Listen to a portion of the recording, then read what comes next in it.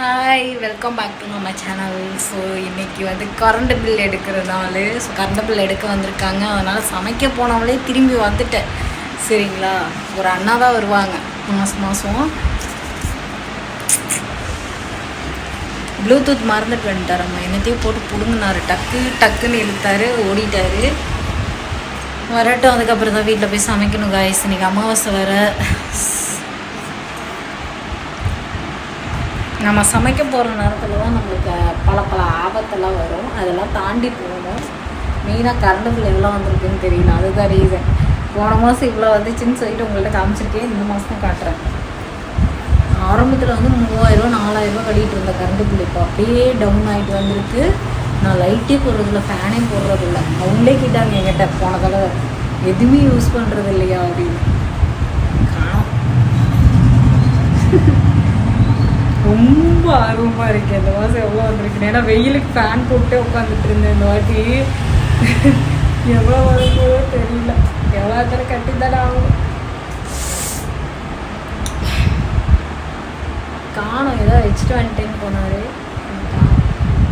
இங்கே வந்து ஒரு வெளியே நெய்வேலி இருக்கு இல்லையா, அவங்களுக்கு எடுக்கணும்.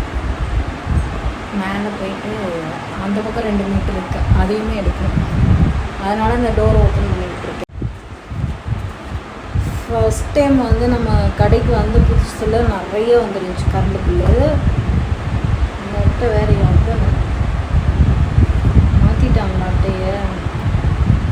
ஆமாம், இங்கே வந்து 1 year ஆயிடுச்சு காய்ஸ். ஃபஸ்ட் டைம் வந்து 3000 என்னமோ வந்துருந்துச்சு. அதுக்கப்புறமும் 3000 வந்துருந்துச்சு.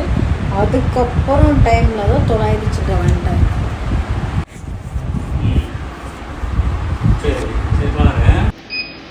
மேலே அதிகமாக யாரும் இல்லை.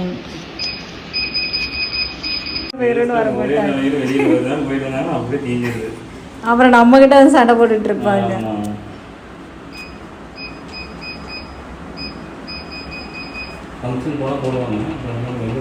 ஆமாம், அது இந்த வருஷம்லாம் அதிகம். நல்லா பேசிகிட்டு இருந்தார் கரண்ட் எடுக்கிறவர். காய்ஸ் இந்த தடவை வந்து அதிகமாக வந்திருக்கு கரண்ட் பில்லு. 100 ரூபா அதிகமாகிடுச்சு. 100 ரூபா இல்லை, 50 ரூபா அதிகமாகிடுச்சு. போன மாதத்தோட 50 ரூபா அதிகம். ஐயோ சரி, 50 ரூபா தானே வெய்ய காலத்துக்கு. அது கூட இல்லாமல் 950, 26, அதுக்கப்புறம் 886, அதுக்கப்புறம் 784. ஸோ அதுக்கப்புறம் வந்து 816. சரிங்களா, கிட்டத்தட்ட இந்த கடைக்கு வந்து இதில் 4 டைம், இந்த அட்டையில் வந்து 4 டைமு. ஆனால் 6 டைம் கரண்ட் பில் கட்டியாச்சு. சரிங்களா, அப்போ நீங்களே கணக்கு போட்டுக்கோங்க. ஒரு வருஷத்துக்கு மேலே ஆயிடுச்சு. சரிங்களா, 6 டைம் 7 டைம் இப்போ கட்ட போகிறேன்.